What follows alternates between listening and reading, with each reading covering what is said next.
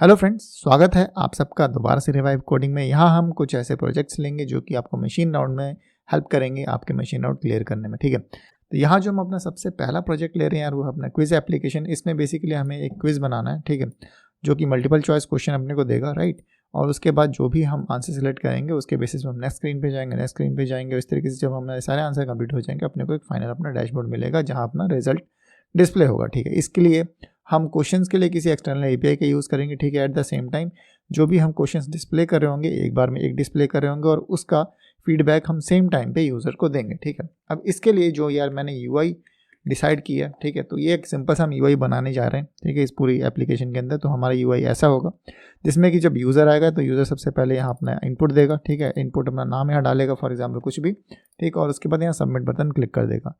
Submit button click करते ही ये हमारे इस डैशबोर्ड पे आ जाएगा, ठीक, जहाँ उसको सबसे पहला क्वेश्चन मिलेगा और इस तरीके से हमारा यूआई बनेगा। ठीक है, हमारे यूआई में क्या होगा, अपना क्विज हंट करके पहला नंबर क्वेश्चन आएगा, देन उसके बाद यहाँ क्वेश्चन आएगा और फिर यहाँ उसके चारों ऑप्शंस होंगे। ठीक है, जैसे ही फॉर एग्जांपल जब तक हमारा यूज़र सिलेक्ट नहीं करता तब तक की अगर आप ये देखोगे तो ये वाला जो बटन है वो मेरा एक्टिव बटन है और ये वाला डीएक्टिव बटन है। ठीक है, तो ये वाला जो मेरा नेक्स्ट बटन है तब तक एक्टिव नहीं होगा जब तक यूज़र मेरा यहाँ से किसी ऑप्शन को सिलेक्ट नहीं कर लेता। ठीक है, फॉर एग्जांपल यहाँ मेरा ऑप्शन 1 को सिलेक्ट कर लेता है तो ये मेरा नेक्स्ट वाला button at the same time active हो जाएगा। ठीक है, जैसे ही बंदा इस नेक्स्ट वाले बटन पर क्लिक करेगा यहाँ होगा हमारे पास एक मोडाल खुलेगा। उस मोडाल के अंदर अगर उसका जवाब होगा सही तो आएगा भाई कॉन्ग्रेचुलेशन यू आर राइट, ठीक है, यू गॉट इट। और अगर उसका आंसर गलत होता है, ठीक है, तो फॉर एग्जांपल फिर इस केस में हम देंगे यार उसको एक मैसेज कि भैया लेट्स ट्राई अगेन, और हम ये बता देंगे भैया कौन सा ऑप्शन सही था। ठीक है, तो हम यहाँ ऑप्शन दे देंगे और इज द करेक्ट आंसर करके हम दे देंगे नेक्स्ट। यहाँ एक छोटा सा बटन होगा गो नेक्स्ट का, जिस पर वो क्लिक करेगा और फिर वो अपने दोबारा से नेक्स्ट क्वेश्चन पे आ जाएगा। ठीक है, इसी तरीके से यही प्रोसेस फॉलो होगा और तब तक जब तक हमारे 10 क्वेश्चन कंप्लीट नहीं हो जाते। और फाइनली जब वो अपने सारे 10 क्वेश्चन कंप्लीट कर लेगा उसके बाद ये वाला हमारा फाइनल उसको स्कोर बोर्ड मिलेगा उसका। ठीक है, जहाँ कि उसका सबसे पहले यहाँ यूज़र नेम आएगा और वहाँ यही यूज़र नेम होगा जो उसने यहाँ डाला था, राइट। और यहाँ उसने जितने क्वेश्चन सही किए उतना गलत किया, ठीक है, वो सारी चीज़ें ट्रैक हो रही होंगी। फिर फाइनली उसको यहाँ पर रिजल्ट मिलेगा कि भैया आपने कितने क्वेश्चंस में से कितने क्वेश्चन सही किए। ठीक है, और उसके बेसिस पे हम यहाँ परसेंटेज निकालेंगे, ठीक, और उस परसेंटेज के बेसिस पे यहाँ उसको स्टार मार्क मिलेगा। ठीक है, मतलब 5 में से उसको कितना मार्क्स मिलता है, ठीक है, वो हम परसेंटेज के बेसिस पे निकालेंगे। ठीक, और फाइनली उसके हम ट्राई अगेन का बटन देंगे। ट्राई अगेन के बटन देते ही, ठीक है, अब वो अगली बार डायरेक्टली यहाँ नहीं आएगा। ठीक है, मतलब इस इनपुट वाले बॉक्स में नहीं आएगा, वो डायरेक्टली एक नए क्विज के साथ इस जगह पर दोबारा से आ जाएगा जहाँ उसको दोबारा से 10 क्वेश्चंस मिलेंगे। ठीक है, तो ये हमारा सिंपल सा एक क्विज का एक गेम होने वाला है। ठीक है, और यही हम अपने इस रिएक्ट एप्लीकेशन में बनाएंगे और इस तरह की कुछ अपनी यूआई बनाने की पूरी कोशिश करेंगे। ठीक है, आई होप यार आपको इसमें मज़ा आएगा और जैसे जैसे हम आगे बढ़ेंगे आप बहुत सारी चीज़ें सीखेंगे। ठीक है, क्योंकि ये सिलेक्शन का प्रोसेस सिर्फ एक जगह अप्लाई नहीं होने वाला, ऐसा नहीं सिर्फ क्विज में। आप कहीं भी अगर 3-4 आपके पास ऑप्शन है उसमें से एक चीज़ सिलेक्ट करते हो तो आप कैसे सिलेक्ट करोगे। अगर उस स्टेट को एक जगह से दूसरे स्टेट पे, मतलब एक सेक्शन आपका खुला है, राइट, उससे नेक्स्ट सेक्शन में लेके जाना है, उसमें आपको हेल्प करेगा। ठीक है, किसी से अगर यूज़र का इनपुट लेना है, ठीक है, उसको सबमिट करके नेक्स्ट हर एक फेज़ में बना के रखना है। ठीक है, वो चीज़ें हम कैसे करें। तो यार यहाँ हम बहुत सारी अलग अलग डिफरेंट लाइब्रेरीज़ का यूज़ करेंगे। ठीक है, डिज़ाइनिंग के लिए भी यूज़ करेंगे एंड देन जो हम एपीआई रिक्वेस्ट करेंगे उसके लिए भी यूज़ करेंगे, डेटा हैंडलिंग के लिए यूज़ करेंगे। ठीक है, और मतलब आपको सीखने को इस पूरे प्रोजेक्ट में बहुत सारी चीज़ें मिलेंगी। ठीक है, तो चलो शुरू करते हैं हम अपने इस रिएक्ट प्रोजेक्ट को जिसका नाम होगा क्विज हंट। सो फ्रेंड्स, अब बात आती है कि हम इस क्विज एप्लीकेशन को बनाएंगे कैसे। ठीक है, तो बनाने के लिए यार मैंने इस पूरे क्विज एप्लीकेशन को छोटे छोटे पार्ट्स में बांट दिया है। अगर मैं आपको सिंपल लेके जाऊँ तो फ्लो कुछ ऐसा होगा कि हम सबसे पहले अपना प्रोजेक्ट सेटअप करेंगे, उसके बाद कंपोनेंट क्रिएट करेंगे, एपीआई को इंटीग्रेट करेंगे। ठीक है, उसके बाद वहाँ स्टेट मैनेजमेंट के लिए हम क्या क्या चीज़ें यूज़ करने वाले हैं उसको देखेंगे। जो डिस्प्ले क्वेश्चन हो रहे होंगे, ठीक है, वो किस तरीके से होंगे और यूज़र किस तरीके से उन क्वेश्चन के साथ इंटरेक्ट करेगा।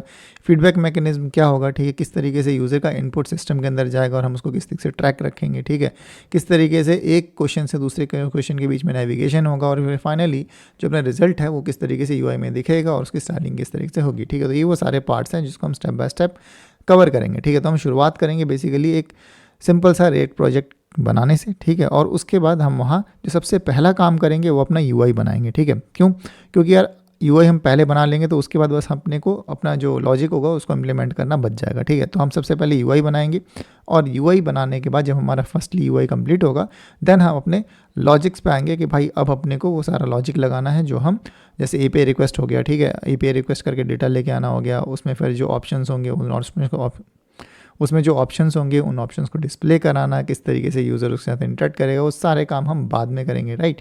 तो चलो सबसे पहले हम काम करते हैं, अपनी एक रिएक्ट की एप्लीकेशन बनाते हैं जिसका नाम होगा क्विज हंट, राइट। तो इसके लिए हमें सबसे पहले तो यार अपने इस फोल्डर में जाना पड़ेगा जहाँ भी हम इस प्रोजेक्ट को बनाना चाहते हैं, राइट। तो फॉर एग्जांपल चलो यार मैं अपने डेस्कटॉप में आता हूँ और यहाँ I like to make videos में आता हूँ, यहाँ प्रोजेक्ट्स के अंदर आता हूँ, ठीक है। और यहाँ मैं एक नया फोल्डर बनाता हूँ, ठीक है। चलो फोल्डर नहीं बनाता, मैं सीधा टर्मिनल में आ जाता हूँ, ठीक है। और टर्मिनल में आने के बाद मेरे को एक सिंपल सा कमांड यूज़ करना है जो कि हम जनरली रिएक्ट की एप्लीकेशन बनाने के लिए करते हैं, और वो कमांड है npx क्रिएट रिएक्ट ऐप और हमारे प्रोजेक्ट का नाम, राइट। तो हमारे केस में हमारे प्रोजेक्ट का नाम होने वाला है क्विज हंट। तो आपको जो नाम रखना है यार रख सकते हो, और मैंने यहाँ बस क्विज हंट रखा है और मैं इसको जैसे एंटर करूँगा तो मेरा एक रिएक्ट एप्लीकेशन बनने लगेगा। बट हमारे केस में यहाँ नहीं बनेगा क्योंकि मैंने यहाँ गलती से CREATE नहीं डाला था, राइट। इसको दोबारा से हिट करते हैं और मेरा ये रिएक्ट का एप्लीकेशन क्रिएट होना शुरू हो जाएगा। जब ये क्रिएट हो जाता है तब मैं आपके पास आता हूँ। तो यहाँ हमारा यार इनिशियल रिएक्ट का एप्लीकेशन बन चुका है जिस हमारे प्रोजेक्ट का नाम है क्विज हंट, ठीक। तो अब बेसिकली हमें इस क्विज हंट यार हमें इस अपने क्विज हंट वाले फोल्डर के अंदर जाना है जहां हम अपनी प्रोग्रामिंग शुरू करेंगे, ठीक है। तो यहाँ आते हैं, लिखते हैं CD और यहाँ प्रोजेक्ट का नाम। अब इसमें हम आ गए और इसके बाद मैं लिखता हूँ कोड। ये कोड लिखने की वजह से क्या होगा कि भैया मैं इस प्रोजेक्ट को VS कोड एडिटर में ओपन कर पाऊँगा, ठीक है। तो चलो यार हम अपने इस रिएक्ट के एप्लीकेशन को चला के भी देख लेते हैं कि सबसे पहले तो यार ये एप्लीकेशन चल रहा है कि नहीं। इसके लिए हम यूज़ करते हैं कमांड npm run start का, ठीक है। और मैं भी यहाँ उसी कमांड का यूज़ करूँगा। फाइनली ये जो हमारा कमांड है ये रन हो चुका है और ये हमारे एप्लीकेशन को ओपन कर रहा है लोकल होस्ट 3000 पर, ठीक है। तो इसको चेक करने के लिए हमें ज़्यादा कुछ नहीं करना, हमें आना है यहाँ इस लोकल होस्ट 3000 पर। हमारा ये जो रिएक्ट एप्लीकेशन है वो चल चुका है, राइट। अब क्योंकि ये चल चुका है तो हमें अब क्या करना है, हमें इस app.js के अंदर से जो जो चीज़ें नहीं चाहिए हमें उसे हटाना पड़ेगा, राइट। तो हम यहाँ से इस पूरे सेक्शन को खाली कर देते हैं। यहाँ से हमें यार इस div को भी खाली कर देते हैं। div को वैसे खाली नहीं करेंगे बट खाली भी कर सकते हैं, राइट। तो हम यहाँ बेसिकली इस div को खाली कर देंगे, राइट। और उसके बाद जब हम अपनी UI पे जाएंगे तो अब मेरा UI हो गया है पूरा क्लीन, राइट। और मैं यहाँ इस div को भी हटा देता हूँ। div की बजाय बस मैं यहाँ लिखता हूँ react.fragment। तो यार ये मेरा एक फ्रैगमेंट का रिएक्ट का फ्रैगमेंट कंटेनर बन चुका है। अगर आप यहाँ देखोगे तो एरर आ रहा है और इसलिए क्योंकि अभी तक हमने रिएक्ट को इंपोर्ट नहीं किया, हमने इसको भी इंपोर्ट कर लिया। और ये जो मेरा लोगो था अभी क्योंकि कहीं यूज़ नहीं हो रहा तो हमने इसको भी हटा दिया, ठीक है। अब अगर आप यहाँ जाओगे तो हम यहाँ सबसे पहले क्या करते हैं, एक S2 टैग लेते हैं और उस S2 टैग की मदद से हम यहाँ एक नाम लिखते हैं और ये हमारे एप्लीकेशन का नाम होगा, ठीक है। तो हमारे एप्लीकेशन का नाम क्या है यार, हमारे एप्लीकेशन का नाम है क्विज हंट, राइट। तो हमारे एप्लीकेशन का नाम क्या है भैया, क्विज हंट, ठीक है। तो हम इसी को कॉपी करेंगे और यहाँ लिख देंगे भैया क्विज हंट और ये हमारा क्विज हंट आ चुका है, ठीक है। तो इसका मतलब यार हमारा एप्लीकेशन सही से काम कर रहा है, ठीक। अब हमने आपसे एक प्रॉमिस किया था, वो क्या कि भाई सबसे पहले हम इसका UI बनाएंगे। मतलब UI कौन सा, सबसे पहले हम ये पूरी UI बनाएंगे, ठीक है। और इस UI के कंप्लीट होने के बाद हम इसमें सारी चीज़ें इंप्लीमेंट करना शुरू करेंगे, ठीक है। तो चलो यार UI बनाने के लिए जो सबसे पहला प्रोसेस है वो क्या है कि हमने जिस तरीके से अपने इस प्रोजेक्ट को स्ट्रक्चर किया हुआ, ठीक है, उस तरीके से आगे धीरे धीरे बढ़े। सबसे पहले तो यार अपने को एक न्यू रिएक्ट का एप्लीकेशन बनाना था जो हम बना चुके हैं। अब हमें अपने प्रोजेक्ट को सेटअप करना है, ठीक है। सेटअप करने के लिए मेरे को फोल्डर्स बनाने पड़ेंगे, ठीक है। तो मैं यहाँ 3 फोल्डर्स बनाऊंगा, ठीक है। एक कंपोनेंट नाम का, एक सर्विस नाम का और एक स्टाइल नाम का, ठीक। कंपोनेंट नाम के फोल्डर के अंदर हमारे वो सारे पेजेस होंगे जो हमारे UI पे दिखेंगे। सर्विस के अंदर हमारे वो सारे API रिक्वेस्ट के लिए हम बेसिकली इस सर्विस फोल्डर का यूज़ करेंगे और जो भी हम स्टाइल मेंटेन करना चाहते हैं वो हम स्टाइल नाम के फोल्डर के अंदर करेंगे, ठीक है। तो चलो यार जल्दी से सबसे पहले हम ये अपना तीनों फोल्डर बना लेते हैं और ये तीनों फोल्डर बनेंगे हमारे सोर्स फोल्डर के अंदर। तो यहाँ मैंने पहला फोल्डर बनाया कंपोनेंट्स नाम का, दूसरा फोल्डर बनाऊँगा सर्विसेज नाम का, तो ये मैं यहाँ सोर्स के अंदर दोबारा से बनाऊँगा, ठीक। और फिर तीसरा और एक फोल्डर बनाऊँगा जो कि होगा स्टाइल नाम से, ठीक है। और ये भी मैं बेसिकली यहाँ इस सोर्स फोल्डर के अंदर बनाऊंगा, ठीक है। तो ये हमारे 3 फोल्डर्स हो गए। अब इस कंपोनेंट फोल्डर के अंदर हमें क्या करना है, हमें सबसे पहले 2 कंपोनेंट बनाने होंगे, ठीक है। पहला कंपोनेंट हमारा मेन कंपोनेंट होगा, ठीक। और जो हमारा दूसरा कंपोनेंट होगा वो हमारा क्विज कंपोनेंट होगा, मतलब क्विज नहीं, उसका जो क्वेश्चन वाला कंपोनेंट है वो होगा, ठीक है। तो बेसिकली ये जो मेरा क्विज कंपोनेंट पहला बनेगा, ठीक है, ये मेरा पेरेंट कंपोनेंट हो जाएगा, ठीक। और इसके अंदर जो क्वेश्चंस रेंडर होंगे, ठीक है, वो हम इस क्विज वाले कंपोनेंट के अंदर रखेंगे, ठीक है। ओके, तो चलो सबसे पहले यहाँ सबसे पहले हम यहाँ अपने 2 कंपोनेंट बना लेते हैं रिएक्ट में, ठीक है। पहला हम यहाँ इस कंपोनेंट के अंदर जाएंगे और लिखेंगे quiz.jsx, राइट।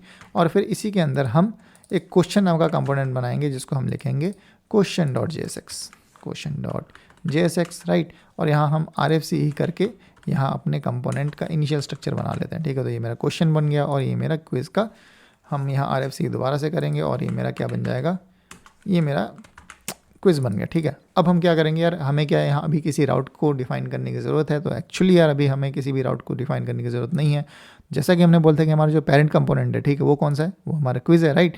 तो अब हम क्या करेंगे यार, इस क्विज़ को इंपोर्ट कर लेंगे। कहाँ इंपोर्ट करेंगे यार, जाहिर सी बात है हम यहाँ इस app.js के अंदर इसको सबसे पहले इंपोर्ट करेंगे। तो मैंने यहाँ लिख दिया इंपोर्ट क्विज़, ठीक है। और क्विज़ को हम यहाँ से इस तरीके से इंपोर्ट करने के बाद यहाँ इस H2 के अंदर यहाँ रख देंगे, ठीक है। क्या कर देंगे, यहाँ हम इसको रेंडर करा देंगे, ठीक। तो अब जहाँ तक बात आती है वो ये यार कि ये जो मेरा H2 टैग है, ये जो मेरा क्विज़ है बेटे, तो ये जो मेरा क्विज़ है जो आप, तो चलो यार अब इसको UI पे जाके देखते हैं कि भाई UI पे कैसा दिखता है। तो अगर अब हम UI पे आएँ तो आपको दिखेगा कि भाई क्विज़ हंट सबसे पहले दिख रहा है, फिर नीचे क्विज़ लिखा हुआ है, राइट। बिल्कुल सही है, क्योंकि क्विज़ के अंदर, इस क्विज़ के अंदर हमने अभी कुछ भी नहीं लिखा, हमने सिर्फ क्विज़ लिखा हुआ है, राइट। और हमने इस app.js के अंदर ये H2 टैग लिया हुआ था, राइट, जिसके में हमने क्विज़ हंट लिखा था, ठीक। अब हमारा नेक्स्ट स्टेप ये होगा कि यार हम यहाँ से इस S2 टैग को हटा दें, ठीक। और इस S2 टैग को हम अपने इस क्विज़ वाले के अंदर ला दें। क्यों, क्योंकि यार यही हमारा क्या होने वाला है, ये हमारा मेन कंपोनेंट होने वाला है, ठीक है। तो ये हमारा आ गया क्विज़ हंट, ठीक है। और ये अब क्विज़ हंट बेसिकली मेरे कहाँ से रेंडर हो रहा है, इस क्विज़ वाले सेक्शन से रेंडर हो रहा है। इसको चेक करने के लिए हम यहाँ अगर कुछ भी ऐड करेंगे तो वो वहाँ डिस्प्ले होना चाहिए, ठीक है। तो जैसा कि आप देख रहे हो यहाँ डिस्प्ले हो रहा है, तो हमने ये कंफर्म कर लिया कि ये जो भैया क्विज़ हंट है ये यहाँ से डिस्प्ले हो रहा है, ठीक। तो अब बात आती है कि भैया हमें UI बनाना है, ठीक है। कैसा UI बनाना है, हमें ऐसा UI बनाना है, राइट। तो सवाल आता है कि यार हम प्योर CSS का यूज़ करें या हम किसी पैकेज का यूज़ करें, ठीक है। तो हम यहाँ इस केस में किसका यूज़ करने वाले हैं, हम यहाँ यूज़ करने वाले हैं रिएक्ट बूटस्ट्रैप या बूटस्ट्रैप रिएक्ट का, ठीक है। तो हम यहाँ लिखेंगे रिएक्ट बूटस्ट्रैप, ठीक है। तो ये जिसको नहीं पता रिएक्ट बूटस्ट्रैप के बारे में तो आपको बता दूं भैया, रिएक्ट बूटस्ट्रैप एक कंपोनेंट बेस्ड लाइब्रेरी है, ठीक है, जो कि आपको बहुत सारे बने बनाए कंपोनेंट्स देता है ताकि आप उसको डायरेक्टली यूज़ कर सको और आपको कम से कम एफर्ट लगाने के साथ, और आपका कम से कम एफर्ट लगाने के साथ, कम से कम टाइम लगाने के साथ आप अपना अच्छा सा UI बना लो, ठीक। और वो साथ में रिस्पॉन्सिव भी हो, ठीक है।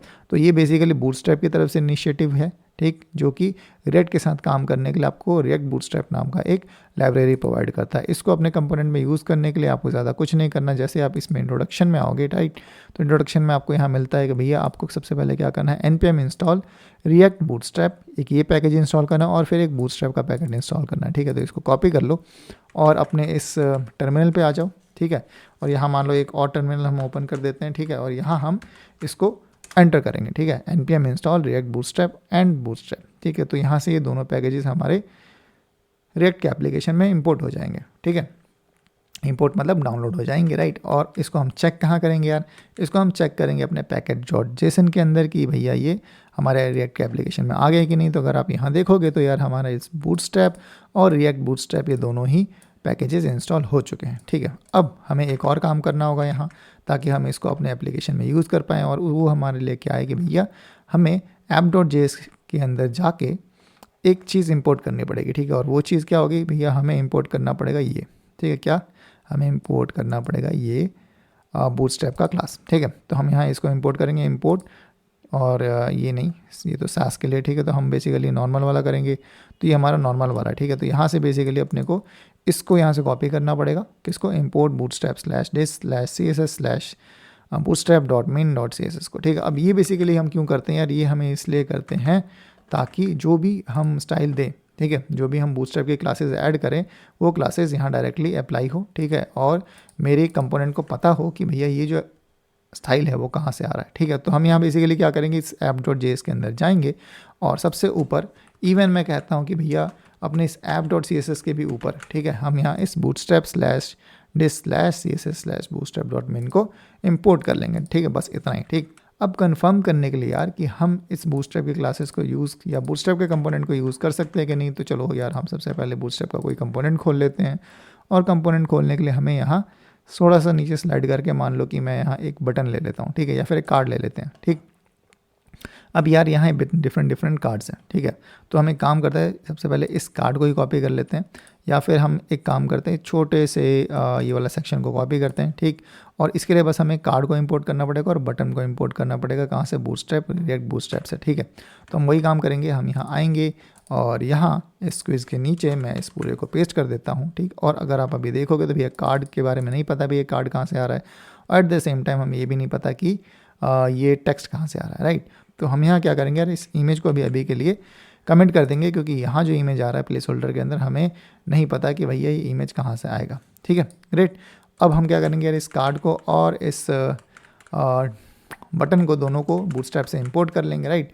तो इंपोर्ट करने के लिए हम सिंपल यहाँ लिखेंगे इंपोर्ट कार्ड, राइट। हम क्या लिखेंगे, इंपोर्ट कार्ड, और ये मेरा बूटस्ट्रैप से इंपोर्ट हो गया।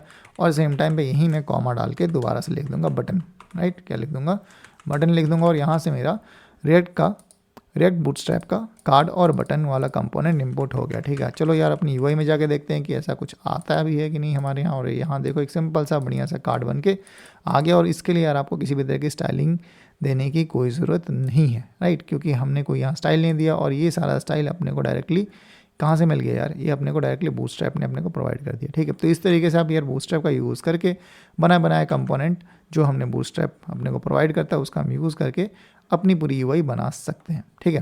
तो चलो यार अब हमें ये बात तो समझ में आ गई है कि यार हम यहाँ रिएक्ट बूटस्ट्रैप का यूज़ करने वाले हैं, राइट, ठीक है। तो चलो अब ज़्यादा हम टाइम नहीं लेंगे और अपने इस एप्लीकेशन को बनाना शुरू करेंगे, ठीक है। तो सबसे पहले